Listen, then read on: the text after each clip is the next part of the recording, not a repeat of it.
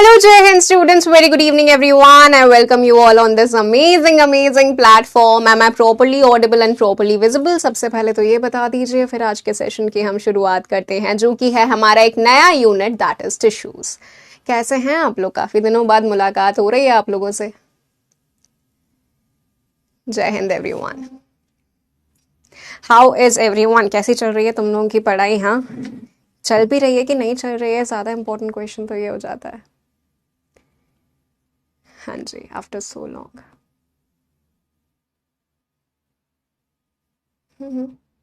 चल रही है पढ़ाई? रिवीजन कर रहे हो? रिवीजन का क्या तरीका बताया था मैंने? जो भी क्लास तुम्हारी होने वाली है उससे 5 मिनट पहले पिछली वाली क्लास का रिवाइज कर लो, उतना काफ़ी होता है। अलग से रिवीजन के लिए टाइम निकालोगे तो दैट इज़ कम्प्लीटली गधा मजदूरी, उसमें तुम्हारा नहीं गलने वाली दाल, ठीक है? हाँ जी, तो इसी प्रकार से रिवीजन करते रहो यार, क्योंकि देखो धीरे धीरे करके चैप्टर्स होते जाएंगे, रिवीजन का लोड बढ़ता जाएगा, और अगर रिवीजन नहीं किया तो जितना पढ़ रहे हो वो भी बर्बाद हो जाएगा। तो इस चीज़ को हर एक सब्जेक्ट में अप्लाई करेंगे आप, ओके? एंड साथ ही साथ में डीपीपीज भी रेगुलरली सॉल्व करनी है, बहुत ज़्यादा ज़रूरी है, क्योंकि वो डेली प्रैक्टिस पेपर्स हैं, मंथली या ईयरली नहीं है। पहले भी तुम्हें मैंने बताया है, तो डीपीपीज रेगुलरली सॉल्व करो। हर क्लास में आने से पहले 5 मिनट ज़रा पन्ने पलट के देख लो, उतने में तो तुम्हारा काम हो जाएगा। ओके, हाँ जी। कल जो सारे एनडीए के रैंकर्स हैं, सीडीएस के रैंकर्स हैं, वो सब लोग आ रहे हैं दिल्ली में। हम लोग भी जा रहे हैं। मैं कल सुबह निकलूंगी, दोपहर का इवेंट अटेंड करना है वहाँ पे। सारे रैंकर्स आएंगे, उनके पेरेंट्स आएंगे, और फेलिसिटेशन इवेंट होगा बढ़िया सा। मेरा तुम्हारे बैच में क्लास भी है ना, तो मैं कोशिश करूँगी कि उन लोगों को क्लास में लेकर आऊँ, तुम लोगों से मिलवाऊँ। कितना अच्छा लगता है ना? तुम खुद सोचो, सारे फैकल्टीज़ रहेंगे, सारे बच्चे रहते हैं, साथ में सब लोग डिनर करते हैं, बहुत सारे गेम्स होते हैं, इवेंट्स होते हैं, फेलिसिटेशन होता है, पेरेंट्स से बात करते हैं, पूरे टाइम पे वीडियो रिकॉर्डिंग चल रही होती है। मतलब इट्स सो मच फन। कितना अच्छा लगता है, कितना मज़ा आता है, कितना प्राउड फील होता है। मैं तो सही बता रही हूँ, इतना मैंने पेरेंट्स को देखा ना, मतलब वहाँ पे पेरेंट्स लिटरली रो देते हैं खुशी के मारे, इतना खुश होते हैं वो लोग सबके साथ में जब। तो यही चीज़ तो मैं चाहती हूँ कि बस यही मोटिवेशन होता है, पता है? मोटिवेशन वो नहीं होता कि मैं यहाँ पे खड़े होकर तुम्हें 15-20 मिनट ऐसे ज्ञान दे रही हूँ कि चलो भैया तुम्हें डिसिप्लिन रहना है, तुम्हें डेडिकेटेड रहना है, पढ़ना है, ये तो करना ही होगा। अरे नहीं, सबसे बड़ा मोटिवेशन पता है क्या होता है? Self motivation. और सेल्फ मोटिवेशन कहाँ से आता है? पेरेंट्स के चेहरे की खुशी इमेजिन करके, और यही सारी चीज़ें इमेजिन करके कि एक बार सिलेक्शन हो गया तो क्या धमाकेदार पार्टी करते हैं फिर। उसी का चीज़ का वेट है मुझे कि तुम लोगों में से जितने भी बच्चों के नाम मैं यहाँ पर देख रही हूँ, उनमें से कौन कौन बच्चे वहाँ पे आएंगे, मैं इस चीज़ का इंतज़ार कर रही हूँ। तो इसी के साथ में शुरुआत करें आज के लेक्चर की। सेल चैप्टर हमारा कंप्लीट हो गया था। छोटे छोटे जो टॉपिक्स हैं उसके जो छोटे छोटे रह जाते हैं उनको यहाँ पे मैं कवर करती जाऊंगी, डोंट वरी अबाउट दैट। तो लेट्स बिगिन अबाउट टिश्यूज। तो बात कुछ ऐसी आ जाती है यार कि अभी तक हम लोगों ने चर्चा कर ली है सेल की, ठीक है? ओके, अब सेल क्या बनाता है? सेल बनाता है टिश्यूज, टिश्यूज बनाते हैं ऑर्गन्स, ऑर्गन बनाता है ऑर्गन सिस्टम्स।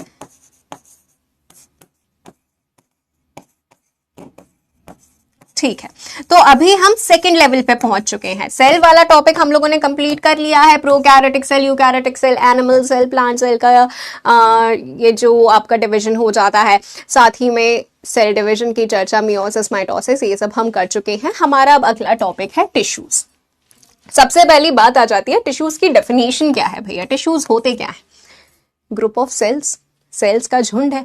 लेकिन ऐसे वैसे किसी भी सेल का झुंड नहीं होता टिश्यूज। तो तुम्हें चलो एग्जाम्पल से मैं बताती हूँ। स्कूल में इवेंट्स होते हैं ना, जिसमें अलग, मतलब स्कूल में एनुअल इवेंट होता है, एनुअल हमारा पूरा इवेंट फंक्शन होता है, जो उसमें अलग अलग ग्रुप्स बनाए जाते हैं। जैसे एक सिंगिंग का ग्रुप होता है, एक डांस का ग्रुप होता है, एक आर्ट्स का ग्रुप होता है। इस प्रकार से अलग अलग ग्रुप्स बनाते हैं हम लोग। अब डांस वाले ग्रुप में सारे बच्चे डांस कर रहे हैं, सिंगिंग वाले ग्रुप में सारे बच्चे गाने में अच्छे हैं, आर्ट्स वाले ग्रुप में सारे बच्चे आर्ट्स में अच्छे हैं। तो यानी कि ग्रुप्स बनाए हैं एक जैसे बच्चों के, है ना। तो उसी प्रकार से ये जो टिश्यू होता है ना, टिश्यू भी एक जैसे सेल्स का ग्रुप है। एक जैसे का मतलब एकदम हूबहू एग्जैक्टली एक जैसे हैं ये मतलब नहीं है, वो मिलकर एक ही काम कर रहे हैं ये मतलब है। जैसे कि तुम ऐसे समझो, आर्ट्स वाले ग्रुप में कुछ बच्चे स्केचिंग कर रहे होंगे, कुछ बच्चे कलरिंग कर रहे होंगे, कुछ बच्चे चिपकाने का काम कर रहे होंगे।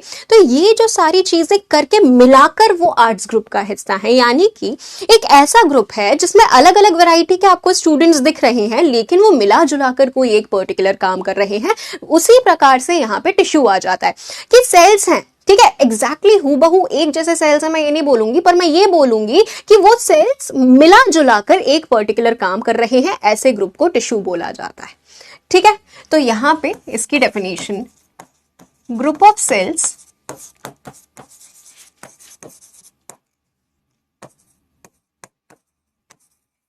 that perform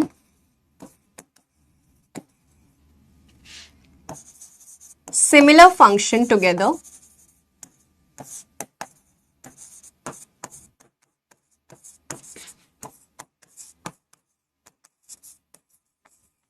ठीक है।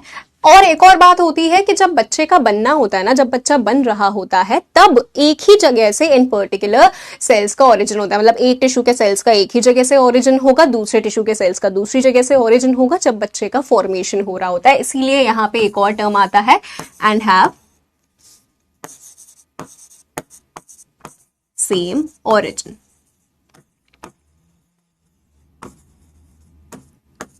ठीक है, तो ये डेफिनेशन हो जाती है टिश्यूज की। तो अब फॉर एग्जाम्पल अगर मैं तुमसे ये बोलूं, ये टोटका, ओम भट्ट स्वाहा, दोबारा से स्क्रीन, ठीक है, बीच बीच में तुम लोग टोटका करते रहते हो, क्या करूं मैं। अब यार सिंपल सी बात, एक बात यहाँ पे समझो, बहुत ज़रूरी बात जो है कि ये टिश्यूज़ तो हम लोग पढ़ रहे हैं, ठीक है, ये चलता रहेगा, कार्यक्रम हमारा चलता रहेगा, लेकिन यहाँ पे जो कार्यक्रम चल रहा है वो नहीं चलना चाहिए। ये जो तुम बतिया रहे हो ना, ये नहीं बतियाना है। अब मैं तुम्हें ऐसे तो बोलूंगी नहीं कि मत बतियाओ, क्या कर रहे हो, क्लास में ऐसे करोगे, डिसिप्लिन नहीं रहोगे, डेडिकेटेड नहीं रहोगे, सिलेक्शन नहीं होगा, ऐसे नहीं चिल्लाने वाली यार मैं। तुम्हें पता है ना, मैं सीधे ब्लॉक करवाती हूँ। तो जिसको भी ब्लॉक होने का शौक है बता दो भैया, तो मैं करवा दूँ ब्लॉक, है ना।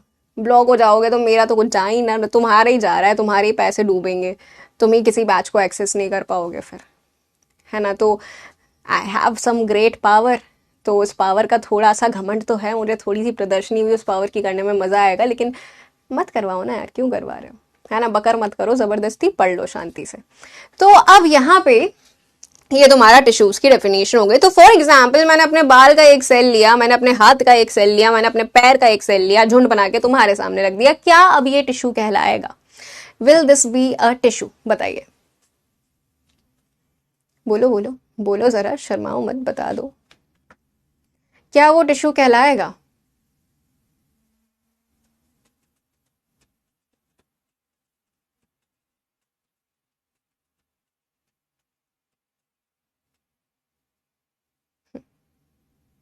कोई अगर नींदों में होगा तो ही यस लिखेगा, नहीं तो सही जवाब क्या जाएगा? That will not be called a tissue. उसको टिश्यू हम क्यों बोलेंगे भैया?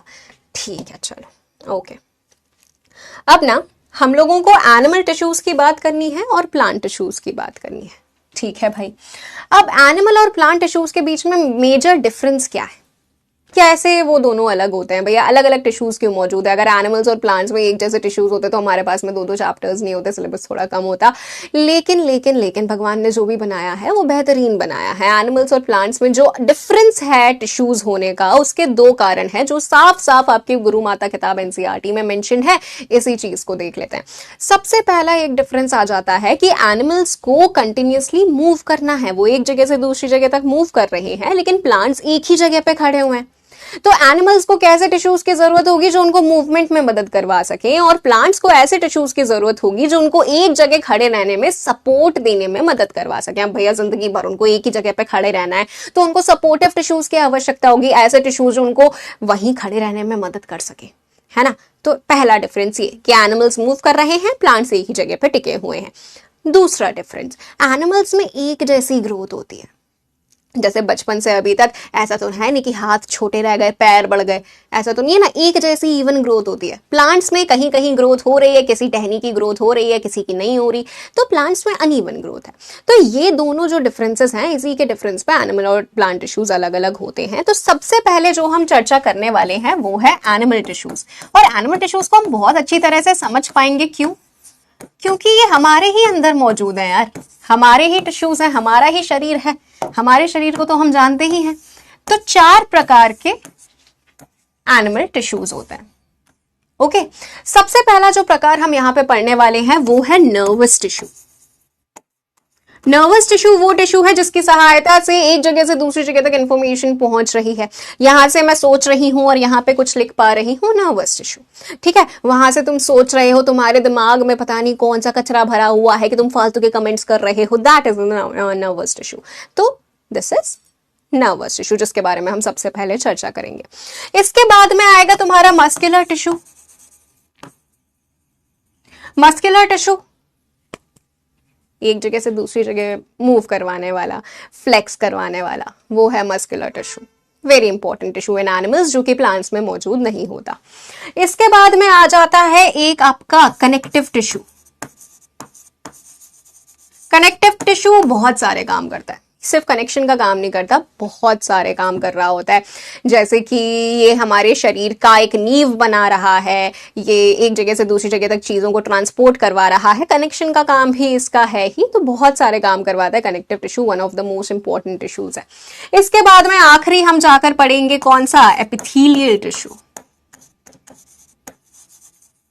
एपिथेलियल टिश्यू जो हमारे शरीर में हर एक चीज की कवरिंग बना रहा है, हर एक चीज की कवरिंग। जैसे चलो एक ऐसी ड्राइंग बनाती हूँ, टिपिकल नॉस्टैल्जिया में पहुंचाने वाली ड्राइंग।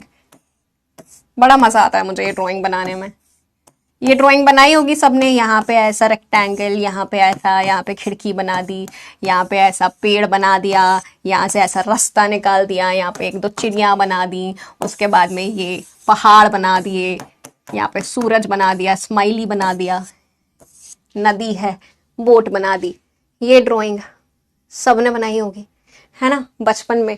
अब क्या होता था, इस ड्राइंग, कोई भी ड्राइंग बनाने के बाद में हमें क्या बोला जाता था कि भैया एक ऐसा स्केच पेन जो सबसे पहले खत्म होता है, ब्लैक कलर का स्केच पेन, उससे पूरे की बाउंड्री करो। चलो, सबसे पहले खत्म इसीलिए होता था, ब्लैक वाला स्केच पेन घिस जाता था, बाकी सारे स्केच पेन एकदम बढ़िया रखे रहते थे। व्हाइट कलर का स्केच पेन क्यों होता था, मेरे को तो आज तक समझ में नहीं आया, मतलब मैंने शायद यूज नहीं किया होगा। तो उससे फिर हम पूरे की बाउंड्री करते थे, राइट।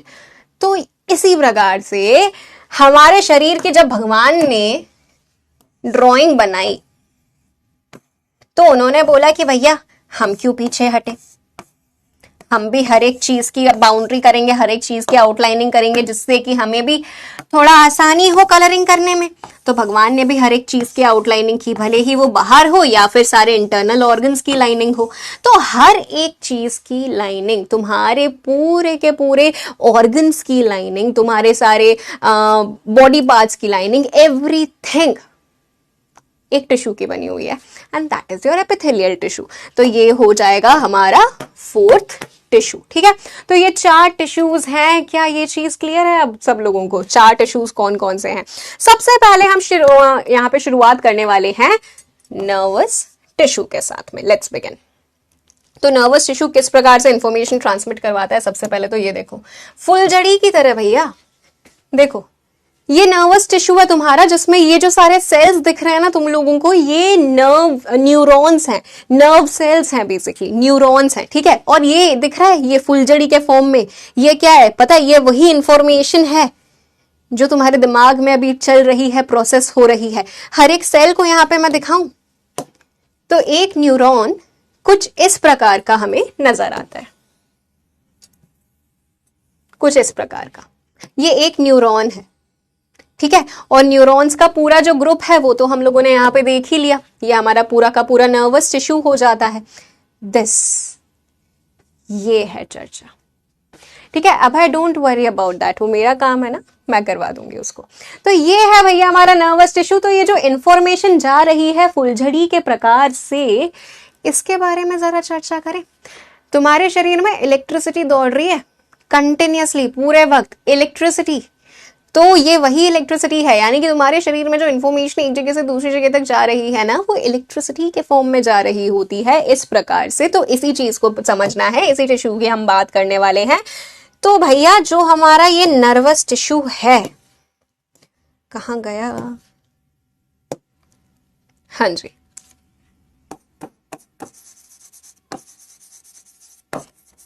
इसको बताने से पहले अच्छा हाँ एक और चीज मैं बता दूं, टिश्यूज की स्टडी को क्या बोला जाता है? सेल की स्टडी को बोला जाता है साइटोलॉजी, और टिश्यूज की स्टडी जो कि पैथ लैब्स में होती है, इसको बोला जाता है हिस्टोलॉजी। जब भी तुम्हारे टिश्यू का कोई सैंपल लिया जाता है ना, फॉर एग्जाम्पल किसी को ऐसा लग रहा है कि हो सकता है कि इस इंसान को कैंसर हो, तो उसके टिश्यू का एक छोटा सा पीस लिया जाता है और उसको माइक्रोस्कोप के नीचे देखा जाता है कि भैया ये नॉर्मल दिख रहा है या फिर थोड़ा बहुत इसमें डिस्टर्बेंस दिख रहा है। तो ये पैथोलॉजी होती है। बेसिकली पैथोलॉजी का मतलब है कोई भी इसमें दिक्कत परेशानी हो गई है, कोई भी इस डायग्राम में दिक्कत परेशानी है, दैट इज पैथोलॉजी। और ये कौन करता है? पैथोलॉजिस्ट करता है। और टिश्यूज की स्टडी को हिस्टोलॉजी बोला जाता है। मेरे कॉलेज में जो मेरी हिस्टोलॉजी की प्रोफेसर थी, वो इंडिया की बेस्ट प्रोफेसर हैं हिस्टोलॉजी की, जया जोशी मैम। तो वो जब भी कोई भी ऐसा देखती थी माइक्रोस्कोप के नीचे, हिस्टोलॉजी कोई भी टिश्यू देखती थी वो, तब भले ही वो कैंसरस टिश्यू हो, ठीक है, तो मैं कैंसर मेरा सब्जेक्ट था मेरी थीसिस में, तो मैं एक टिश्यू को स्टडी कर रही थी, तब she came and she was like, उन्होंने माइक्रोस्कोप के नीचे देखा और उन्होंने बोला wow it's so beautiful, you look at these images Saumya, you look at the cells how beautifully they are aligned, proper image of a cancer. मेरे दिमाग में चल रहा था मैडम उस इंसान को कैंसर हुआ है, वो इंसान को अभी अभी बताना है मुझे जाकर कि उसको कैंसर डिटेक्ट हुआ है, आप ब्यूटीफुल बोल रहे हो। वो इतनी ज्यादा घुसी हुई थी अपने सब्जेक्ट में कि उनको वो ना जो सेल्स थे जिस प्रकार से वो डिवाइड कर रहे थे रैपिडली, और ये जो दिख रहा था उनको माइक्रोस्कोप के नीचे, उनको वो इतना एकदम ब्यूटीफुल सा लग रहा था। मैंने बोला ठीक है मैम, थोड़ी भावनाओं में बह जाती हैं वो ma'am, she is very aged and मैं भी तुमसे बात करी तो मुझे याद आ गई उनके कॉन्टैक्ट है। तो दिस इज हिस्टोलॉजी। ओके चलो भाई, अब नर्वस टिश्यू की बात करते हैं। तो नर्वस टिश्यू में ना दो प्रकार के सेल्स होते हैं। एक सेल तो जो मैंने तुम्हें अभी बताया, दैट इज न्यूरॉन, ठीक है, जो अभी हम लोगों ने देखा ना वो न्यूरॉन था, वही मेजर सेल हमारा होता है। और इसके बाद में एक और यहाँ पे एडिशनल सेल होते हैं नर्वस टिश्यू के अंदर, जिनको बोला जाता है न्यूरोग्लियल सेल। ठीक है, अब न्यूरोग्लियल सेल का मैं बताती हूं तुम लोगों को। कहां गया? न्यूरॉन्स, ये बड़े बड़े ब्लू कलर के तुम न्यूरॉन समझ लो, और ये जो रेड कलर के छोटे छोटे दिख रहे हैं ना, ये न्यूरोग्लियल सेल्स हैं। या फिर तुम ऐसा समझो कि ये पूरा न्यूरॉन है, ठीक है, ये आधा ही न्यूरॉन दिख रहा है, और ये जो छोटे छोटे ब्लैक कलर के स्पॉट्स दिख रहे हैं ना, ये न्यूरोग्लियल सेल्स हैं जो न्यूरॉन के चारों तरफ मौजूद होते हैं। अब इनका काम क्या होता है? ये आया होती है न्यूरॉन्स की। आया का मतलब बेसिकली जो सपोर्ट देने का काम करती हैं, यानी कि सिंपल सी बात, न्यूरॉन है वो मेजर काम कर रहा है, उसके डेवलपमेंट में सपोर्ट करना, उसको बनवाना, उसका पूरा का पूरा काम वगैरह उसको संभालना, ये सब संभालने का काम इन न्यूरोग्लियल सेल्स का होता है। तो बेसिकली ये सपोर्ट प्रोवाइड कर रहे हैं, structural, developmental, metabolic support provide करवाने वाले। माइंड मैप बना दूंगी, डोंट वरी अबाउट दैट, ठीक है। तो ये बेसिकली न्यूरॉन्स को सपोर्ट देने का काम कर रहे हैं, ठीक है भाई। अब न्यूरॉन को, हम न्यूरॉन के स्ट्रक्चर को थोड़ा समझते हैं। कहां गया? ये रहा एक न्यूरॉन, ठीक है, ये गया पेन, टूटेगा ये एक दिन। ओके, तो ये न्यूरॉन जो तुम यहां पे देख रहे हो, तुमने 3D में इसको देख लिया ना, अब मैं इसका 2D इमेज दिखाऊंगी और 2D में हम इसको समझेंगे। यहाँ पे तुमने इसको कंप्लीटली देख लिया है, समझ लिया है, यहाँ पे ये देखा किस प्रकार से ये मौजूद है, ऐसे इसमें ब्रांचेस निकले हुए हैं, ये अच्छी तरह से देख लो। अब मैं 2D में तुम्हें ये बताऊंगी और फिर हम इसको एक्सप्लेन करेंगे। ओके, ये रहा। ओके चलो, अब इस चीज को देखो। ये वाला जो स्ट्रक्चर जो तुमको सेंटर में दिख रहा है, ये सेल की मेन बॉडी है। सेल की मेन बॉडी का मतलब यहीं पे न्यूक्लियस मौजूद है, ये जो वो पर्पल कलर का दिख रहा है, यहीं पे सारे सेल के ऑर्गेनल्स होंगे, जैसे कि endoplasmic reticulum, Golgi apparatus, vacuole, lysosomes, वो सारे के सारे यहाँ मौजूद हैं। ठीक है, सेल बॉडी को ही बोला जाता है सोमा, सौम्या नहीं, सोमा। ओके, उसके बाद में ये जो ब्रांचेस निकली हुई थी ना वहां पे, इन ब्रांचेस को बोला जाता है डेंड्राइट्स। ध्यान से सुनते जाना और यही की यही याद करते जाओ, बाद में मत सोचना कि हम बाद में याद कर लेंगे, अभी तो एग्जाम में बहुत वक्त है, तो फिर रह ही जाओगे। ठीक है, ये डेंड्राइट्स है। ये इमेज आप ड्रॉ कर सकते हो साथ साथ में, ये दिख नहीं रहा होगा ना, इसको मैं दिख देती हूँ। हाँ हाँ हाँ, कलर चेंज कर रही हूँ, मैंने अभी स्क्रीन पे देखा ना तो मुझे पता चला। अभी क्लियर है? अभी स्क्रीन पे मुझे देखना पड़ेगा। This is the cell body, या फिर इसको बोल सकते हो सो माई होप कि अभी ये चीज क्लियर हो गई होगी। ओके, अभी बेटर है। चलो, तो ये डेंड्राइट्स हैं। ठीक है, ये सेल की मेन बॉडी है। उसके बाद में ये वाला जो पूरा स्ट्रक्चर दिख रहा है तुमको रॉड जैसा, this structure, this is known as axon. ठीक है, और ये क्या है? ये एक्सोन के एंडिंग्स हैं, तो इनको क्या बोला जाता है? एक्सोन एंडिंग्स या फिर एक्सोन के टर्मिनल्स। ठीक है भैया, ये एक्सोन टर्मिनल्स हो गए, ये एक्सोन हो गया। अब जब भी इंफॉर्मेशन आती है, डेंड्रॉन, डेंड्राइट, सेम थिंग मेरे बच्चे। अब देखो, जब भी इंफॉर्मेशन आती है तब वो इंफॉर्मेशन रैंडमली किसी भी डायरेक्शन में नहीं जाती कि वो यहां चली जाए या वहां चली जाए। हमेशा वो इंफॉर्मेशन डेंड्राइट से एक्सोन की तरफ और फिर एक्सोन के टर्मिनल की तरफ जाती है। टर्मिनल यानी कि एंडिंग है। ठीक है, कभी भी इंफॉर्मेशन यहां से नहीं आएगी, हमेशा इंफॉर्मेशन यहां से यहां जाती है। ठीक है, इस चीज को ध्यान रखना बहुत ज्यादा जरूरी है। अब यहाँ पे ये सॉसेजेस जैसे क्या दिख रहे हैं, ये येलो येलो क्या है यहाँ पे? अब हम लोग क्या पढ़ते हैं मेरे बच्चे कि दो प्रकार के मटेरियल होते हैं, एक इंसुलेटर्स होते हैं, एक कंडक्टर्स होते हैं। इंसुलेटर्स जो अपने थ्रू इलेक्ट्रिसिटी को पास नहीं होने देते, कंडक्टर्स जो अपने थ्रू इलेक्ट्रिसिटी को पास होने दे रहे हैं। ठीक है, तो ये जो मटेरियल है ये इंसुलेटर है। अब भैया इंफॉर्मेशन तो इलेक्ट्रिसिटी के फॉर्म में है, ये बीच में इंसुलेटर आ गया, तो अब कैसे जाएगी इंफॉर्मेशन? सिंपल सी बात है, यहां तक इंफॉर्मेशन आई, उसने देखा इंसुलेटर, अब वो, अरे वो तुमने नहीं देखा छोटा पंडित भूल भुलैया, पानी छपाक, पानी छपाक, ये इंसुलेटर छपाक, इंसुलेटर छपाक, और फिर ये इंफॉर्मेशन इस तरह से चली जाती है। इस इंसुलेटर के होने की वजह से इस प्रकार से इंफॉर्मेशन जंप कर कर कर जाती है। भगवान ने ऐसा बनाया है कि सीधे सीधे इंफॉर्मेशन चली जाती, भैया क्या चला जाता हमारा? तो इसीलिए बनाया भगवान ने, क्योंकि जंप कर कर कर इंफॉर्मेशन जाएगी तो वो ज्यादा जल्दी जाएगी, और ऐसे जंपिंग कंडक्शन को बोला जाता है सोल्टेटरी कंडक्शन। और ये इसीलिए है जिससे कि इंफॉर्मेशन जो है वो जल्दी जाए। तो भगवान के क्रिएशन पे कभी डाउट नहीं करने का। ठीक है, this is known as saltatory conduction. अब ये मटेरियल है क्या? ये जो येलो कलर का मटेरियल है इसको बोला जाता है, पता है किसी को इसको क्या बोला जाता है? हाँ जी, एनीवन? Myelin sheath. और ये जो बीच बीच के गैप्स हैं, इनसे क्वेश्चन आया है, इन बीच के गैप्स को बोला जाता है नोड्स ऑफ रैनवियर। ठीक है, अब ये जो माइलिन शीथ है इसके बारे में खास बात एक ये है कि माइलिन शीथ बना कौन रहा है, ये तुम्हें शायद दिख नहीं रहा होगा, अब दिखेगा, मैंने हाईलाइट कर दिए। कुछ सेल्स हैं जो न्यूरॉन के आसपास में मौजूद हैं, जो माइलिन शीथ इसके आसपास में बना रहे हैं। अब ये सेल्स कौन है? कौन मदद कर रहा था न्यूरॉन की डेवलपमेंट में, स्ट्रक्चर में, मेटाबॉलिज्म में? न्यूरोग्लियल सेल्स, है ना? तो ये भी, ये जो मैंने बनाए हैं, जो माइलिन शीथ बना रहे हैं एक्सोन के आसपास, ये भी न्यूरोग्लियल सेल्स हैं जो उसके स्ट्रक्चर बनाने में मदद कर रहे हैं। एलओजी, तो ये भी एक न्यूरोग्लियल सेल हैं जिनका नाम है Schwann cells, a type of neuroglial sales. लेकिन देखो, तुम्हारा जो पूरा का पूरा नर्वस सिस्टम है ना, वो दो हिस्सों में डिवाइडेड है, जिसको हम बाद में नर्वस सिस्टम वाले टॉपिक में पढ़ेंगे। एक सेंट्रल नर्वस सिस्टम जो शरीर के मध्य में मौजूद है, तुम्हारा ब्रेन और ब्रेन से निकलती हुई स्पाइनल कॉर्ड जो तुम्हारी रीढ़ की हड्डी के बीच में से होती हुई जाती है, और एक जो साइड्स में मौजूद है पेरिफेरल नर्वस सिस्टम। ठीक है, तो पेरिफेरल नर्वस सिस्टम और सेंट्रल नर्वस सिस्टम में दोनों में अलग अलग प्रकार के सेल्स यहाँ पे काम कर रहे हैं। इसको कहाँ कहाँ गई वो स्लाइड, ये रही।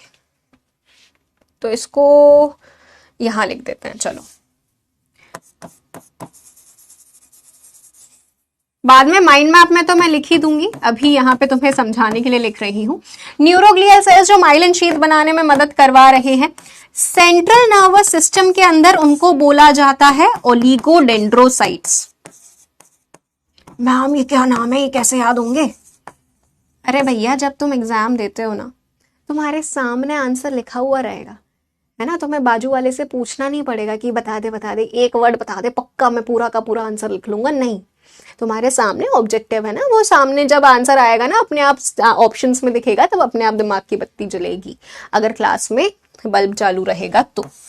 और पेरिफेरल नर्वस सिस्टम के अंदर कौन बनाता है? तो इनको बनाते हैं श्वान सेल्स। ठीक है, तो ये न्यूरोग्लियल सेल्स हैं जो माइलिन शीथ बनाने में अल्टीमेटली हम लोगों की मदद कर रहे हैं। Okay, done, sorted. चलो भैया, यहाँ का कार्यक्रम हो गया। तो क्या हमारे पूरे के पूरे शरीर में सिर्फ माइलिनेटेड ही न्यूरॉन्स होते हैं, सिर्फ ऐसे ही न्यूरॉन्स होते हैं जिनके पास में माइलिन शीथ है? तो ऐसा नहीं है, कुछ कुछ ऐसे न्यूरॉन्स भी होते हैं जिनके पास माइलिन शीथ नहीं है, लेकिन फिर उनमें इंफॉर्मेशन बहुत स्लो कंडक्ट होगी, उनमें इतना तेज इंफॉर्मेशन कंडक्ट नहीं होती। यहाँ बहुत तेज इंफॉर्मेशन जाती है। अब एक और बात, हमारे शरीर में इलेक्ट्रिसिटी पैदा कहाँ से हो रही है? ये भी तो सोचने वाली बात है ना। हम फिजिक्स में पढ़ते हैं इलेक्ट्रिसिटी कहाँ से आती है? चार्जेस की वजह से आती है। यहाँ पे भी कुछ ऐसे चार्जेस हैं जिनका कंसंट्रेशन कम ज्यादा होता है, तो उससे इलेक्ट्रिसिटी उत्पन्न होती है। कौन है वो महारथी चार्जेस? पता है?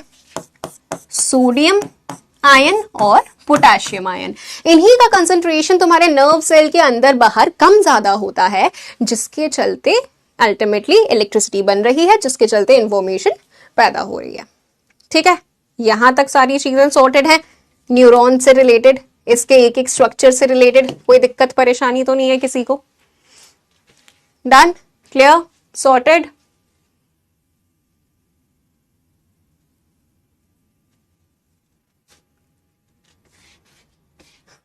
ओके, चलिए बढ़िया, अब आगे बढ़ते हैं।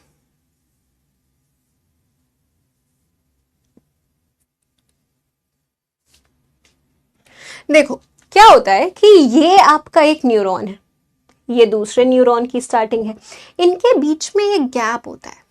चलो इसको अब मैं बताती हूं तुमको। ये एक न्यूरॉन, ये उसके डेंड्राइट्स, ये दूसरा न्यूरॉन,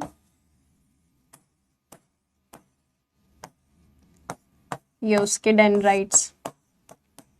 ठीक है, अब जब इंफॉर्मेशन यहां से यहां आ रही है, तब ये बीच में तो गैप आ गया है ना, तो अब इस बीच के गैप को क्या करेगी? इसको भी जंप कर जाएगी मैम? नहीं, तो बेटा ऐसा कार्यक्रम यहाँ पे नहीं चलता है। यहाँ पे ये जो सेंटर में गैप है ना, इस गैप को बोला जाता है साइनैप्स। साइनैप्स या फिर जंक्शन बोला जाता है। अब क्या होता है कि ये जो यहाँ पे बॉल्स ऐसे दिख रहे हैं ना, जैसे ही इलेक्ट्रिसिटी यहाँ आती है, वैसे ही इन पर्टिकुलर एंडिंग से कुछ केमिकल्स रिलीज होते हैं। यहां पे डोपामिन, सेरोटोनिन का नाम सुना है? डोपामिन हैप्पी हार्मोन जो होता है ना, तो यहाँ पे ये केमिकल्स रिलीज होते हैं, और उन्हीं केमिकल्स को जब ये डेंड्राइट पकड़ता है तब इंफॉर्मेशन आगे भेज देता है। अब हो सकता है यहाँ पे आपका डोपामिन रिलीज हो, या सेरोटोनिन रिलीज हो, या गाबा रिलीज हो, या एसिटाइल कोलिन रिलीज हो, अलग अलग प्रकार के यहाँ पे केमिकल्स रिलीज होते हैं ऑन द बेसिस की इंफॉर्मेशन कैसी है। तो तुम्हारा शरीर ना इतना एकदम सिंपल सा नहीं है, बहुत ही बढ़िया मशीन है। ठीक है, तो ये जो यहाँ पे केमिकल्स रिलीज होते हैं, इन केमिकल्स को बोला जाता है न्यूरो ट्रांसमीटर्स। इंफॉर्मेशन के ट्रांसमिशन में मदद करने वाले नर्वस सिस्टम में मौजूद केमिकल्स, न्यूरोट्रांसमीटर्स। ठीक है, एग्जांपल्स क्या हैं न्यूरोट्रांसमीटर्स के? डोपामीन, सेरोटोनिन, गाबा, एसिटाइल कोलिन। अरे हाँ, सही सही बताओ, सही सही बता ना, झूठ मत बोलना। कितने बच्चों ने सैयारा देखी है मूवी? देखो मैं बताती हूँ, मैंने जब वो मूवी नई नई रिलीज हुई थी तब मैं ट्रैवल कर रही थी, तो फ़ोन पे मैंने मूवी डाउनलोड करके वो देखी है। आई एम गिल्टी, है ना। तुम लोगों में से कितने बच्चों ने मूवी देखी है सैयारा, बताओ। झूठ मत बोलना जरा सा भी।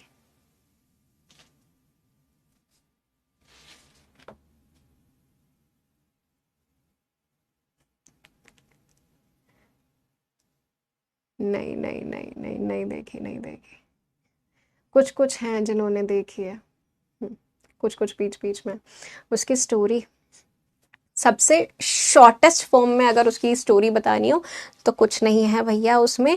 एक लड़का है, एक लड़की है, दोनों मिलते हैं, ठीक है। उसके बाद में लड़की को होती है एक बीमारी का पता चलता है उसको, अब कैंसर या फिर ये सारी बीमारियां तो पुरानी हो गई, तो डायरेक्टर ने बोला कि कुछ नई बीमारी लेकर आते हैं।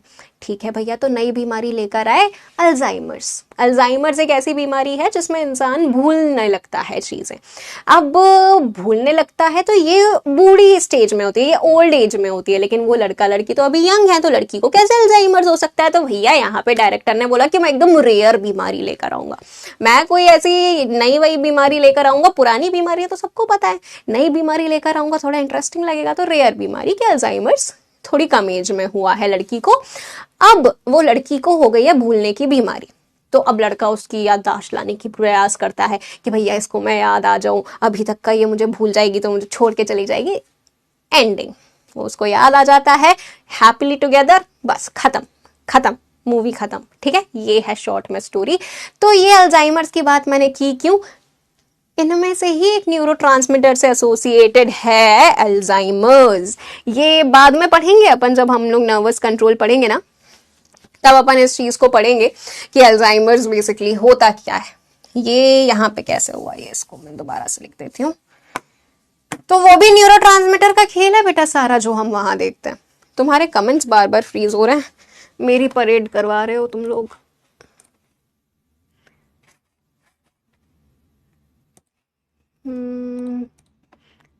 ठीक है, चलो तो यहाँ पे मैं लिख देती हूँ, ये है साइनैप्स, जहाँ पे ये केमिकल्स रिलीज होते हैं। ओके, अब तुम्हारे लिए क्वेश्चन लेकर आती हूँ।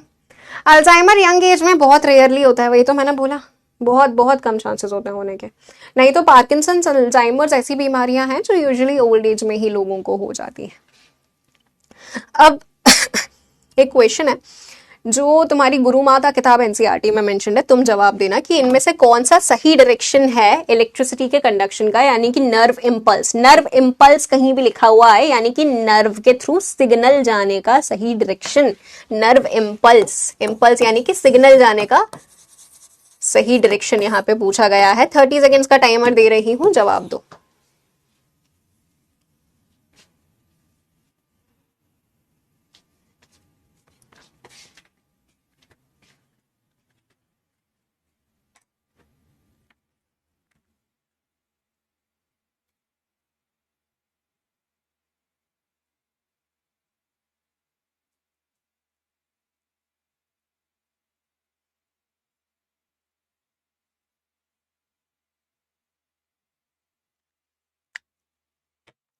ओके जी, ओके।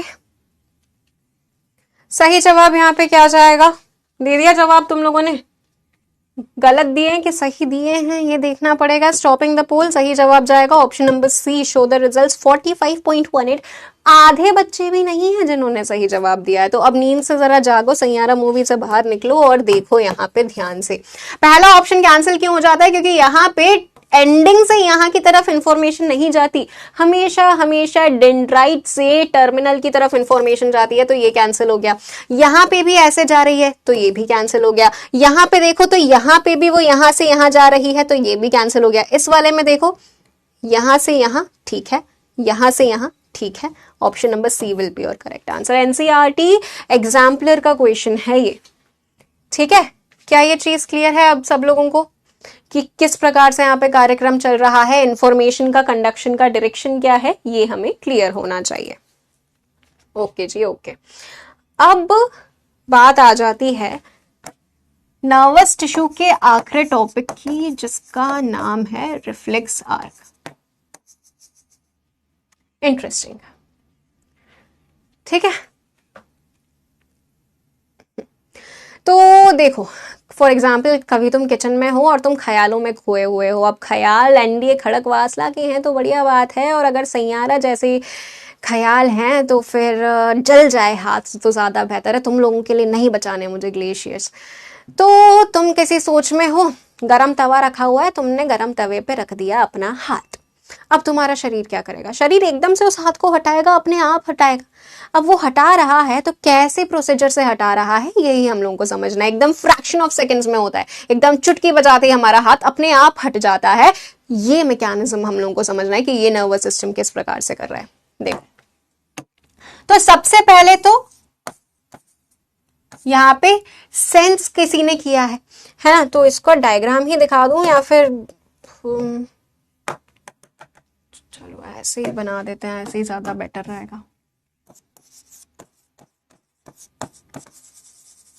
तो यहाँ पे है सबसे पहला तुम्हारा रिसेप्टर, जिसने इंफॉर्मेशन को रिसीव किया है। तुम्हारा स्किन, तुम्हारा हाथ, ठीक है, तो उसने इंफॉर्मेशन को रिसीव किया। ओके, अब यहां से इंफॉर्मेशन को तुम्हारे नर्वस सिस्टम के, तुम्हारे ब्रेन, तुम्हारे स्पाइनल कॉर्ड तक लेकर जाएगा एक न्यूरॉन, जिसको बोला जाता है सेंसरी न्यूरॉन, क्योंकि इंफॉर्मेशन को सेंस कर कर वो लेकर जा रहा है, तो इसको बोला जाता है सेंसरी न्यूरॉन या फिर एफेरेंट न्यूरॉन।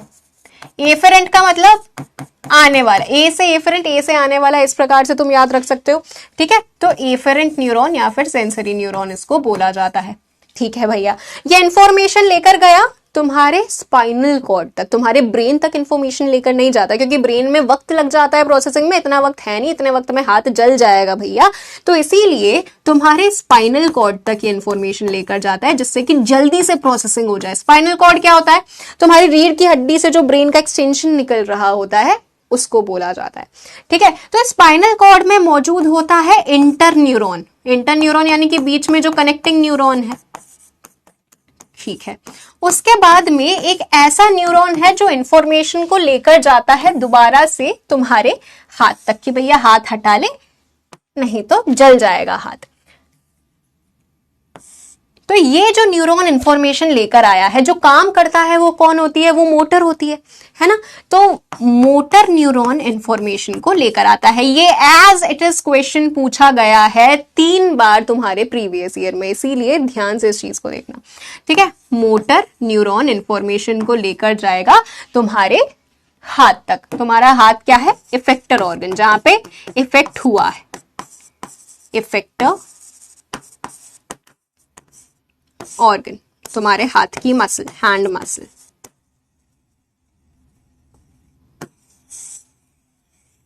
ठीक है। और ये मोटर न्यूरॉन को इफेरेंट न्यूरॉन भी बोला जाता है। ई से एग्जिट, ई से इफेरेंट, ऐसे याद रख सकते हो तुम।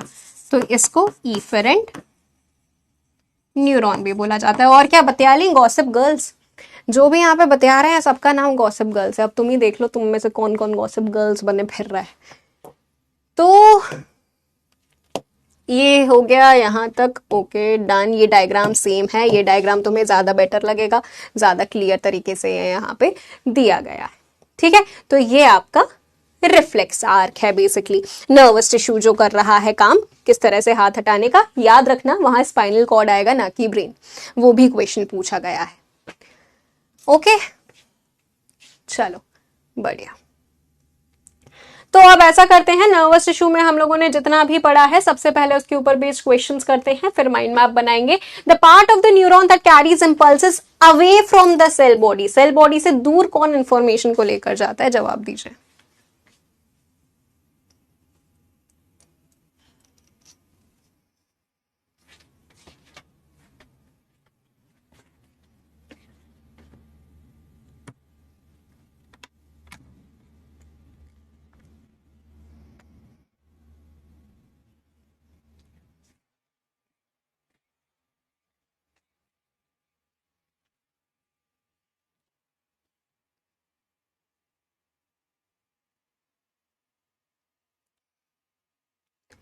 ओके सही जवाब यहाँ पे क्या जाएगा? Stopping the poll, option number B, that is axon 62.91। ठीक है चलो, इस उम्मीद में कि परसेंटेज बढ़ेगा, आगे बढ़ते हैं। Supporting cells of the nervous tissue are known as,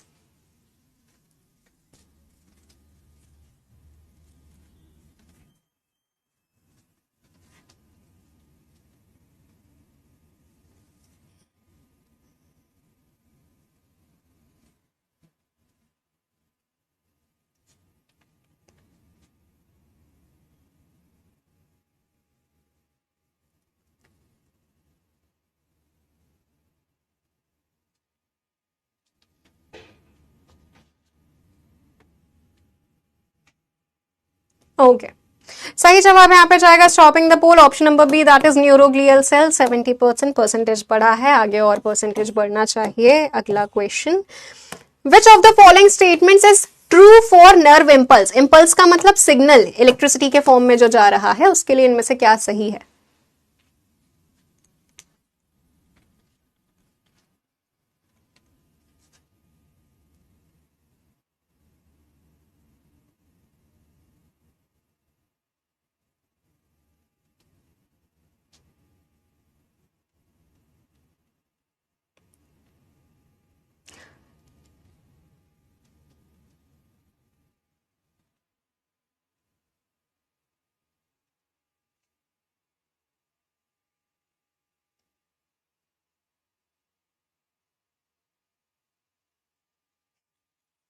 तुम्हारे कमेंट्स पढ़ के मुझे इतनी हंसी आती है। स्टॉपिंग द पोल सही जवाब जाएगा ऑप्शन नंबर डी। अब जिन्होंने भी ये सी ऑप्शन लगाया है उनसे जरा मैं बात करना चाहती हूँ। मैम ये तो सही होगा, डेंड्राइट से एक्सॉन ही तो इन्फॉर्मेशन जाती है। एग्जामिनर को समझाने जाओगे, इन दोनों में से ज्यादा सही स्टेटमेंट कौन सा लग रहा है तुम्हें? डेंड्राइट से एक्सॉन या डेंड्राइट से पहले सेल बॉडी फिर एक्सॉन? हाँ, इस प्रकार के क्वेश्चन आ जाते हैं। अब यहाँ पे इस चीज से कैसे बचा जाए? हमने तो सी ऑप्शन देखा, हमने टिक मार्क कर दिया। सारे ऑप्शंस पढ़ने की आदत डालो, ठीक है। हो सकता है ऑप्शन नंबर डी में कुछ ऐसा हो जो ज्यादा सही हो, और ज्यादा सही वाले को टिक करना पड़ेगा। एग्जामिनर से तुम लड़ने नहीं जा सकते, इस चीज को ध्यान रखना। और इसी के साथ में ऑप्शन नंबर डी टिक होता है। अब ये गलती नहीं करोगे, क्वेश्चन पूरा ध्यान से पढ़ोगे और सारे ऑप्शन पढ़ोगे, ऐसे ही सीखोगे, इसीलिए बता रही हूँ, ठीक है। अगला क्वेश्चन देखते हैं। Which of the following statements about neuroglial cells is correct? 30 seconds. यहां पे गलती करना बनता है, एग्जाम में नहीं तो यहां चलेगा, एक आध बार ही चलेगा, मल्टीपल टाइम्स नहीं। कौन सा स्टेटमेंट सही है?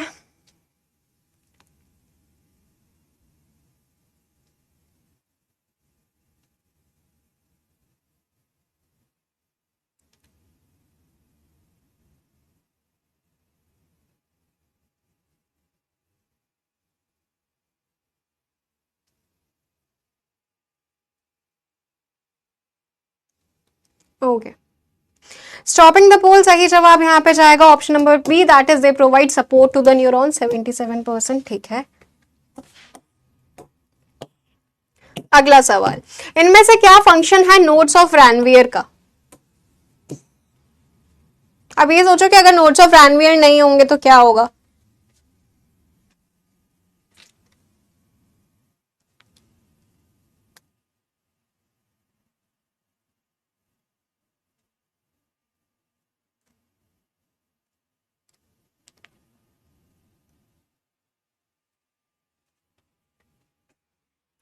ये वाले क्वेश्चन में पोल किसी को भी नहीं आया है क्या? चलो आंसर देखेंगे ना तो एक बार समझ में आ जाएगा। अगर कुछ भी बच्चों को पोल जा रहा है तो यानी कि यहाँ से सही होगा, अगर किसी को भी नहीं जा रहा है तो यहाँ से दिक्कत है।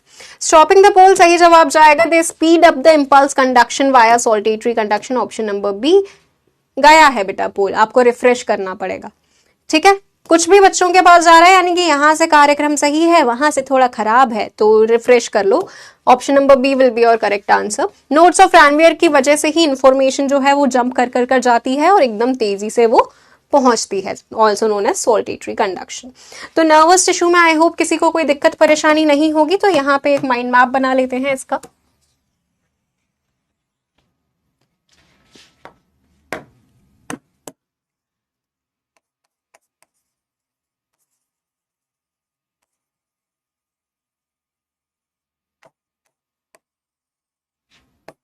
दो प्रकार के सेल्स, जो ड्राइंग थी, वो जो डायग्राम था वो तो बनाना पड़ेगा, ठीक है। तो डायग्राम तो बना ही लेना वहां पे, वो मैं माइंड मैप में नहीं बनाऊंगी दोबारा से।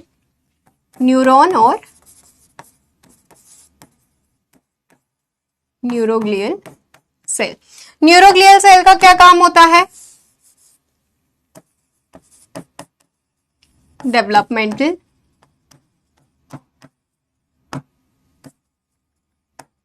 मेटाबॉलिक, स्ट्रक्चरल, सपोर्ट देने का, ठीक है। ये इसका काम हो गया, ये नोट कर लिया। इसके बाद में यहां पे एक बॉक्स बनाना और पूरा का पूरा सीक्वेंसिंग लिखना रिफ्लेक्स आर्क का।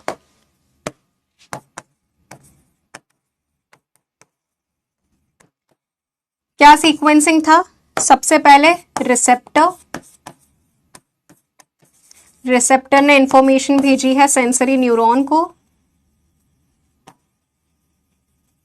सेंसरी न्यूरॉन से इंफॉर्मेशन गई है इंटर न्यूरॉन के पास में, जो कि आपके स्पाइनल कॉर्ड में मौजूद है। इसके बाद में मोटर न्यूरॉन एंड अल्टीमेटली आखिरी में कौन आ जाता है? इफेक्टर, यानी कि तुम्हारी मसल। अब यहाँ पे जो चीजें हैं यहाँ लिख देते हैं। रिसेप्टर स्किन, सेंसरी को एफेरेंट बोला जाता है और मोटर को इफेरेंट बोला जाता है और इफेक्टर आपका मसल हो जाएगा। ठीक है, तो ये रिफ्लेक्स आर्क से रिलेटेड हो गया। इसके बाद में बताना शुरू कर दिया, शाबाश, so proud of you parents and teachers both. ये हो गया। इसके बाद में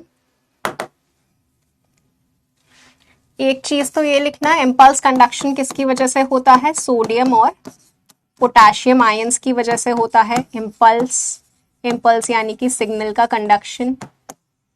ठीक है, ये हो गया। उसके बाद में इस प्रकार का एक डायग्राम छोटा सा बनाएंगे।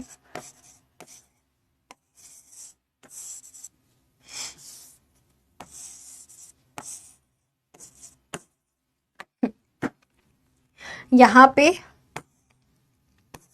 दिस इज साइनैप्स, जहां पे कुछ केमिकल्स रिलीज होते हैं और इन केमिकल्स को बोला जाता है न्यूरोट्रांसमीटर्स।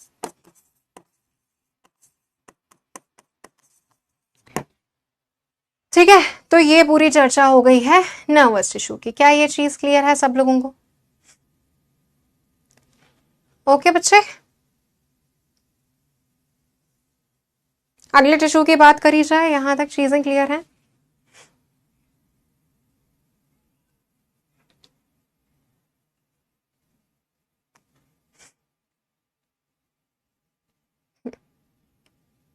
एक बार बता दीजिए तो आगे बढ़ते हैं फिर। बढ़िया जी, बढ़िया। तो अब हम बात करते हैं हमारे अगले टिश्यू की, और वो अगला टिश्यू है आपका मस्कुलर टिश्यू। अब मस्कुलर टिश्यू की खास बात यह है कि ये कॉन्ट्रैक्शन रिलैक्सेशन कर रहा है, ये मूवमेंट में मदद करता है, हमें पता है।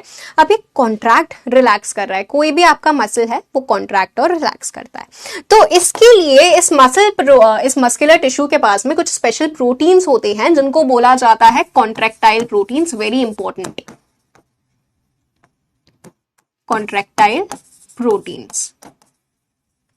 इनके नाम पूछे जा सकते हैं, एक तो होता है एक्टिन और एक होता है मायोसिन। इन दोनों प्रोटीन्स की वजह से ही तुम्हारा जो मसल है वो कॉन्ट्रैक्ट और रिलैक्स हो रहा है। पता है कैसे? इमेज से दिखाती हूं तुमको। देखो, ये तुम्हें दिख रहा है ब्लू कलर का, ये मायोसिन है और ये रेड कलर वाले एक्टिन है। ठीक है, तो क्या होता है, मायोसिन है, एक्टिन उसके ऊपर ऐसे स्लाइड करेगा। जब तुम्हारी मसल कॉन्ट्रैक्ट हो रही है, छोटी हो रही है, तो उसके ऊपर ऐसे स्लाइड किया एक्टिन, फिर वो रिलैक्स हो रही है तो ये दूर हुआ, फिर स्लाइड किया, फिर दूर हुआ। स्लाइडिंग फिलामेंट थ्योरी होती है, इतना डिटेलिंग में नहीं जाना, लेकिन इस प्रकार से प्रोटीन्स एक दूसरे के ऊपर ऐसे स्लाइड कर रहे हैं। ये फिक्स्ड है, इसके ऊपर ये स्लाइड करेगा, muscle contract relax, contract relax, इस प्रकार से कार्यक्रम चल रहा है। और इनको कॉन्ट्रैक्शन रिलैक्सेशन करने के लिए आवश्यकता होती है कैल्शियम आयंस की। अब आप मुझे ये बताइए कि कैल्शियम आयंस स्टोर कहां होते हैं, कौन सी सेल ऑर्गेनल में? बताइए, कैल्शियम आयंस कहां स्टोर होते हैं?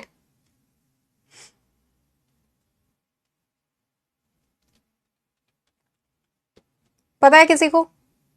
बताया है मैंने, सेल चैप्टर अभी अभी खत्म हुआ है यार। बिल्कुल सीरत, बहुत बढ़िया। स्मूथ एंडोप्लाज्मिक रेटिकुलम में होते हैं, राइट। तो कैल्शियम आयंस की जब जरूरत नहीं पड़ रही है तब वो वहां स्टोर हो रहे हैं, नहीं तो उनका काम यहाँ पे कॉन्ट्रैक्शन रिलैक्सेशन करवाने का है। ठीक है भैया।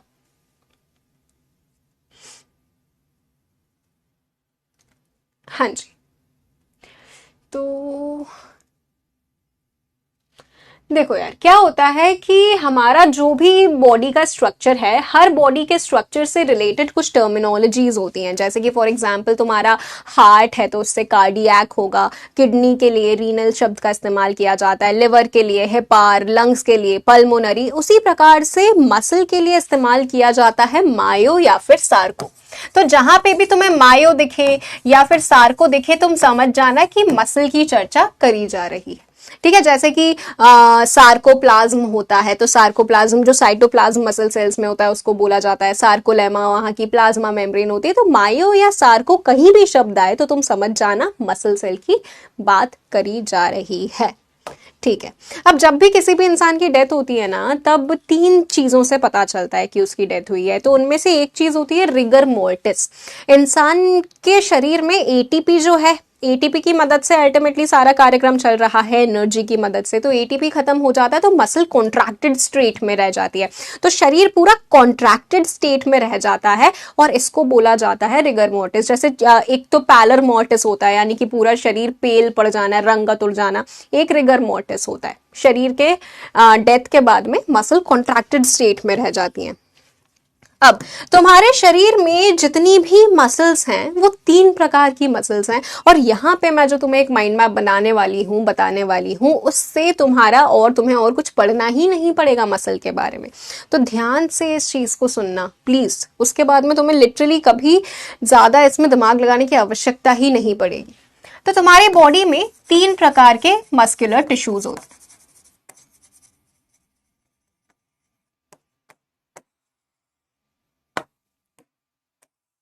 एक तो होते हैं स्केलेटल। स्केलेटल मसल टिश्यू आपका उस जगह मौजूद होगा जो आप अपनी मर्जी से मूव कर पा रहे हो। ये एक लौता ऐसा है जो वॉलंटरी है, यानी कि तुम्हारे शरीर का हर वो हिस्सा जो तुम खुद से मूव कर पा रहे हो, तुम्हारा हाथ हो गया, तुम्हारा पैर हो गया, इन हर एक जगह पे स्केलेटल मसल मौजूद होगा। याद रखो, जैसे कि तुम्हारे बाइसेप्स हो गए, ट्राइसेप्स हो गए, ये इसके एग्जाम्पल्स हो जाएंगे। ठीक है। अब इसके बाद में जो तुम्हारे दिल में मसल होती है वो यूनिक होती है, वो और कहीं तुमको नहीं मिलेगी। तो ये तो स्पेशल है ही।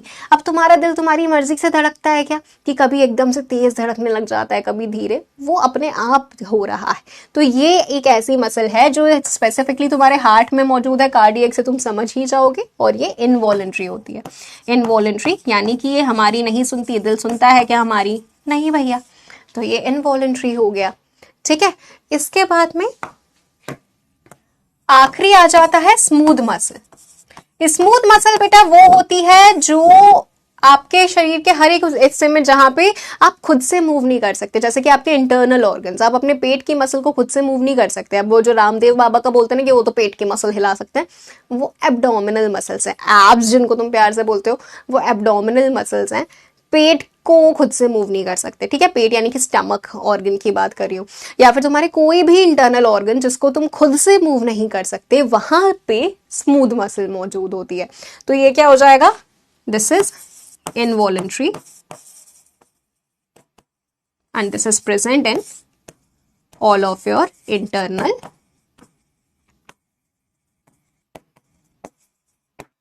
organs। ठीक है। अब इनका डायग्राम बताऊंगी और डायग्राम की मदद से ही ये पूरे तुम लोगों को क्लियर हो जाएंगे। डायग्राम समझने से पहले ये समझो, किसी भी मसल टिश्यू को अगर तुम माइक्रोस्कोप के नीचे देखोगे तो कुछ कुछ मसल टिश्यूज में तुमको ऐसे डार्क लाइट बैंड्स देखने को मिलेंगे, जैसे जेब्रा क्रॉसिंग होती है ना, उस प्रकार से, जो इंडिया में तो फॉलो नहीं होती। तो इस प्रकार से डार्क और लाइट कलर के बैंड्स अगर माइक्रोस्कोप के नीचे देखने को मिल रहे हैं मसल टिश्यू में, तो ऐसे मसल टिश्यू को स्ट्रिएटेड बोला जाता है। एक ये टर्मिनोलॉजी मैं बाद में इस्तेमाल करूंगी, इसीलिए अभी बता रही हूं। स्ट्रिएशंस होते हैं, स्ट्रिएटेड बोला जाता है। ठीक है। अब डायग्राम बना रही हूं और पता है तुम ही बताओगे मुझे सारी चीजें। देखना, एक मैं बताऊंगी, बाकी के तुम बताओगे।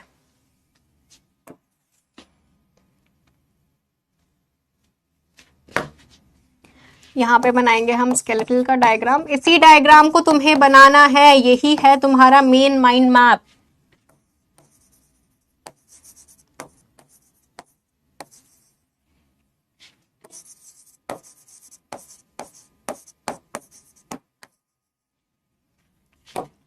बनाते जाना साथ साथ में। देखो स्केलेटल कुछ इस प्रकार का होता है जहां पे तुम्हें डार्क लाइट बैंड्स देखने को मिलेंगे।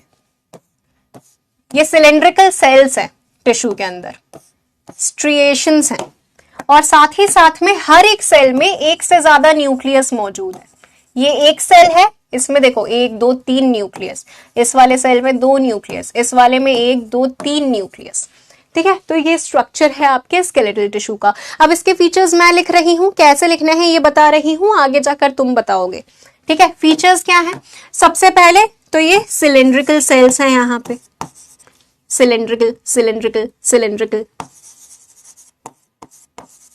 मल्टी न्यूक्लिएटेड है, एक सेल में एक से ज्यादा सेल है तो मल्टी न्यूक्लिएटेड है। ठीक है, स्ट्रिएटेड है। ठीक है, क्या यहाँ पे कोई टहनियां वगैरह निकली हुई दिख रही है क्या? सीधे सीधे सेल्स हैं बेचारे, तो इनको क्या बोला जाएगा? अनब्रांच्ड। ठीक है, तो इस प्रकार से आपको पूरे के पूरे डायग्राम को एक्सप्लेन करना है। अब तुम बता पाओगे दूसरे डायग्राम्स में। कार्डियक का मैं डायग्राम बनाती हूँ। ये एक सिलेंड्रिकल सेल, इससे ये एक टहनी निकली इस प्रकार से, एक टहनी निकली इस प्रकार से। यहां पे भी इस प्रकार से स्ट्रिएशंस देखने को मिलते हैं।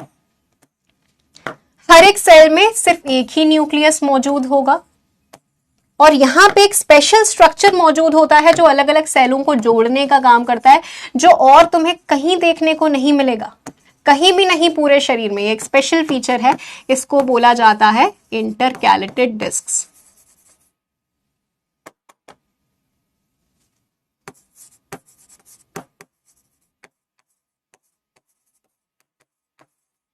Intercalated disc. अब इसके फीचर्स लिखना शुरू करो भैया। फीचर्स क्या क्या हैं इसके? बिल्कुल बढ़िया, ब्रांच्ड हो जाएगा। सबसे पहला सिलेंड्रिकल, इसके बाद में ब्रांच्ड है, यूनी न्यूक्लिएटेड है,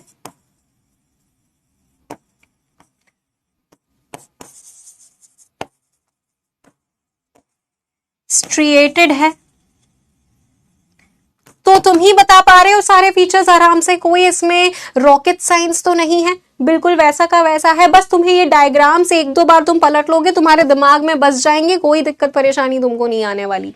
इतना आसान होता है समझना, बस एक बार थोड़ा दिमाग लगा के ये डायग्राम बना लो। तो स्मूथ का डायग्राम बनाती हूं, तो स्मूथ कुछ इस प्रकार का दिखता है। सेंटर में एक यहाँ पे न्यूक्लियस है।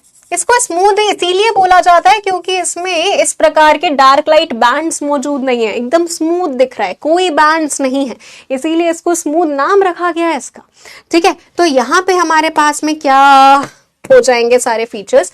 सिलेंड्रिकल सेल तो नहीं है ये, तो इसके शेप को कैसा बोला जाता है? इस शेप को बोला जाता है फ्यूजिफॉर्म या फिर स्पिंडल शेप। जो बीच में से मोटा है, कॉर्नर्स में से एकदम पतला है, ऐसे शेप को फ्यूजिफॉर्म या स्पिंडल शेप बोला जाता है।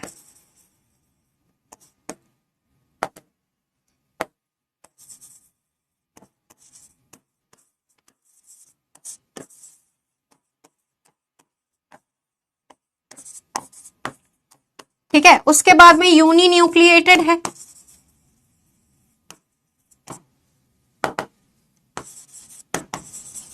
अनब्रांच्ड है, अनस्ट्रिएटेड है, non striated.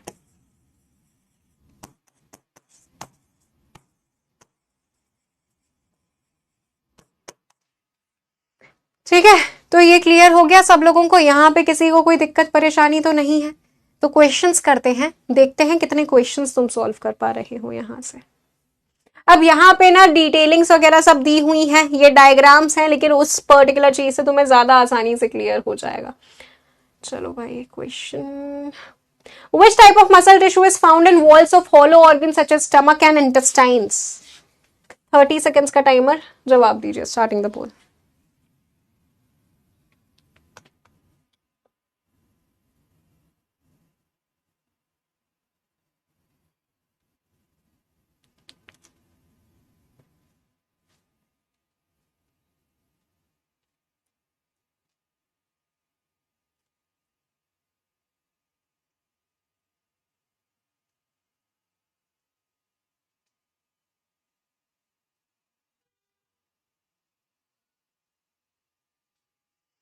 Okay, stopping the poll सही जवाब जाएगा option number C, that is a smooth muscle. इसको क्या हुआ? हाँ आ गया था, चलो बढ़िया। ठीक है, सही जवाब जाएगा स्मूथ मसल, क्योंकि इंटरनल ऑर्गन्स की बात करी जा रही है। देखो, जहां खुद से मूव कर पा रहे हो स्केलेटल, खुद से मूव नहीं कर पा रहे स्मूथ, दिल में कार्डियक, खत्म। अगला क्वेश्चन, हाँ, which type of muscle tissue is auto rhythmic, खुद से ही मूव करता है और ब्रांचिंग शो करता है।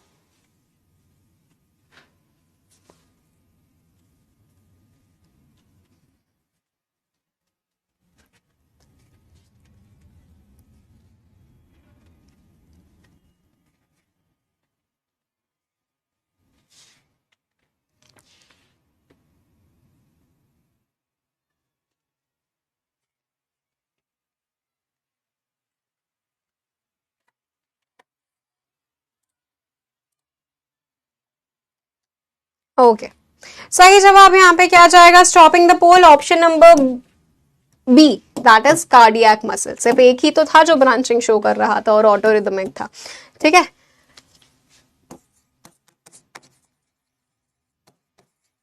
Which muscle tissue is uninucleated,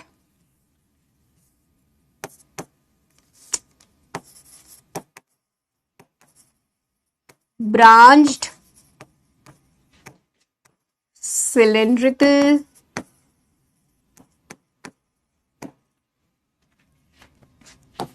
voluntary।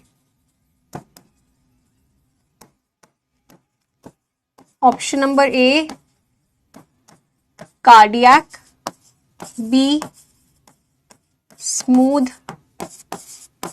C skeletal, या फिर D none of the above. बताइए।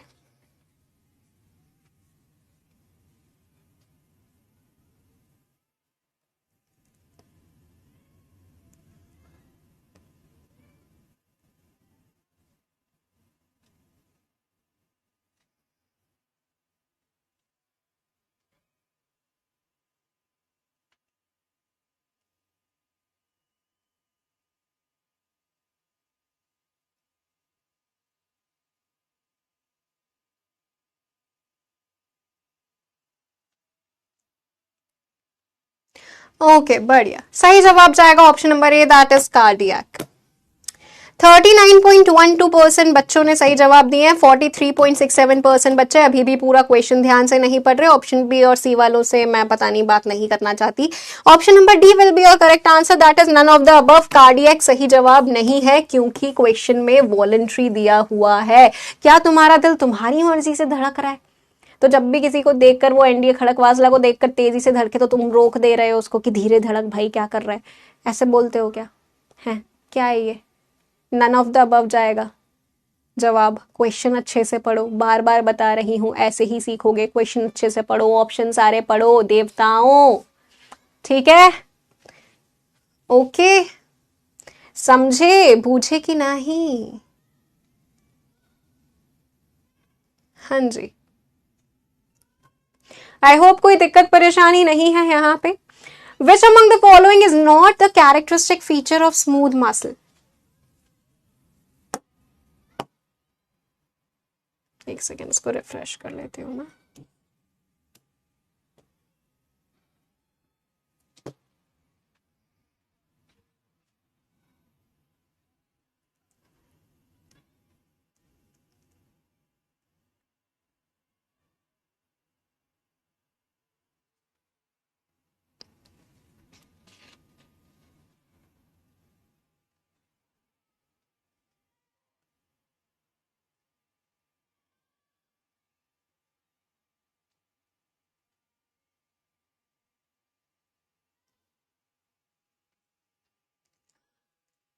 ओके, स्टॉपिंग द पोल सही जवाब क्या जाएगा? नॉट द कैरेक्टरिस्टिक फीचर इसमें से जाएगा कि these fibres are cylindrical in shape, option number B. क्यों? क्योंकि स्मूथ मसल जैसे ही लिखा आता है वैसे ही हमारे दिमाग में इमेज आ जानी चाहिए इस प्रकार के मसल सेल की। सबसे आसान है बनाना। सिलेंड्रिकल है नहीं, फ्यूजिफॉर्म या स्पिंडल शेप के ये होते हैं।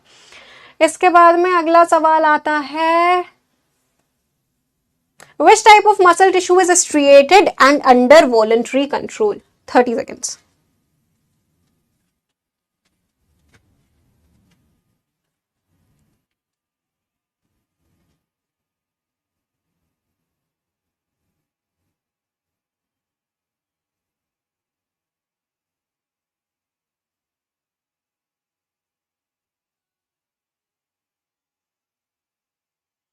रोहित बेटा, जो भी ऐसे क्वेश्चंस है ना जो तुम गलत कर रहे हो उनको नोट कर लेना।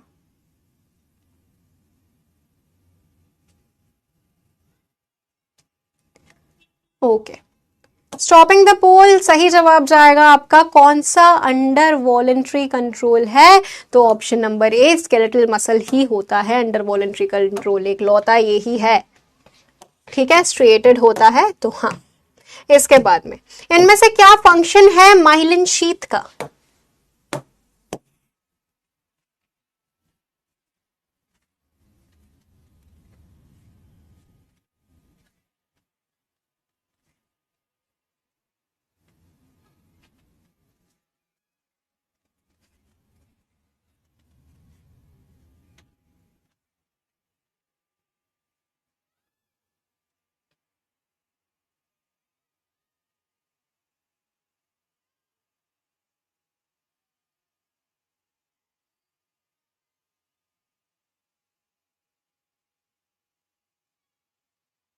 ओके, स्टॉपिंग द पोल सही जवाब जाएगा option number A, to increase the speed of nerve impulse conduction. किसने नजर लगाई रे इसको?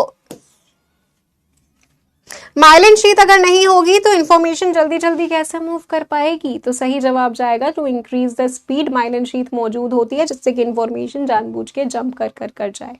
ठीक है, 58.85% बच्चों के सही जवाब है। मैकेनिकल सपोर्ट न्यूरॉन को प्रोवाइड ये नहीं करवाती, कुछ ऐसा मैकेनिकल सपोर्ट वाला काम नहीं है यहाँ पे। ठीक है, which part of the neuron receive signals from other neurons?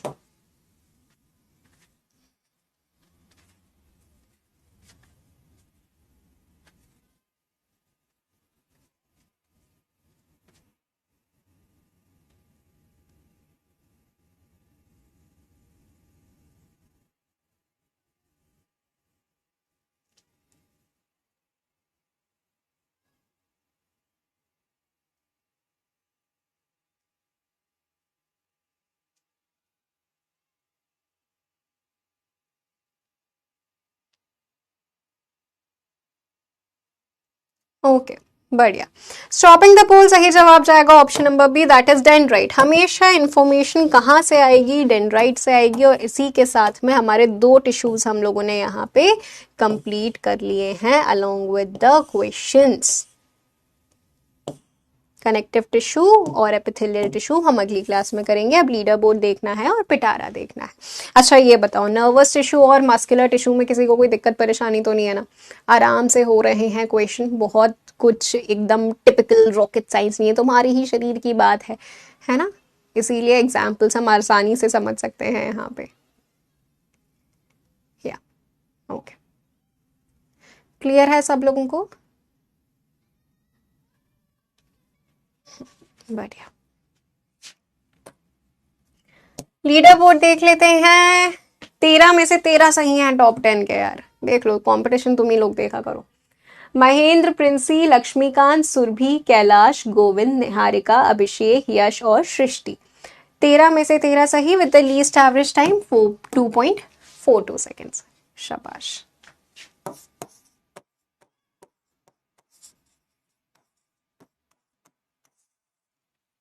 आज पिटारे में हम ये देखते हैं यार।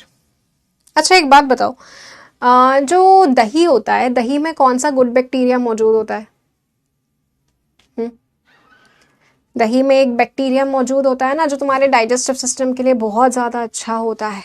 और डाइजेस्टिव सिस्टम अच्छा होगा तो तुम्हारा दिमाग फिर अच्छा रहता है।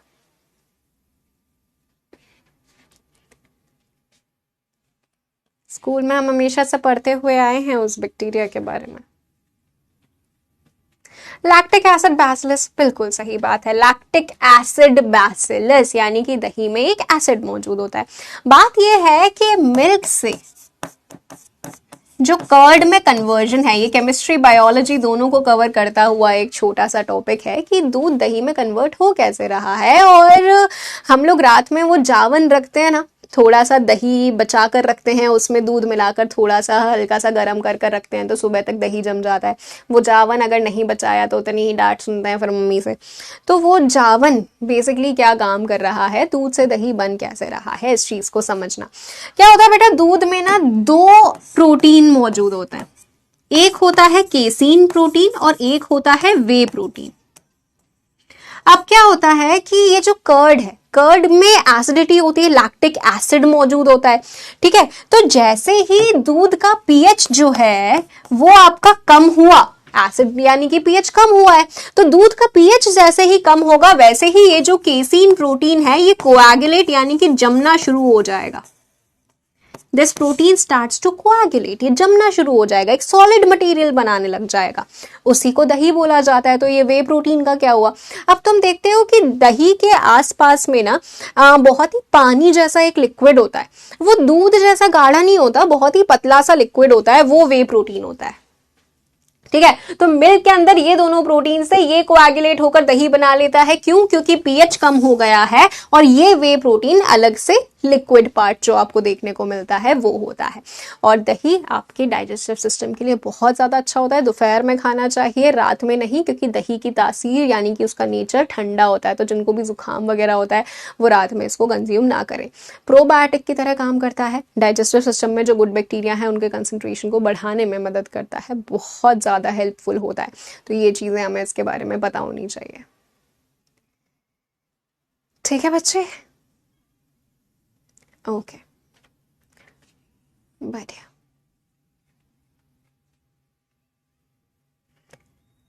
चलो भाई, तो इसी के साथ में आज का सेशन हम यहीं पे ख़त्म करते हैं। आई होप कि दोनों प्रकार के जो आपने मस्कुलर और नर्वस टिश्यूज़ पढ़े हैं वो आपको क्लियर हो गए होंगे।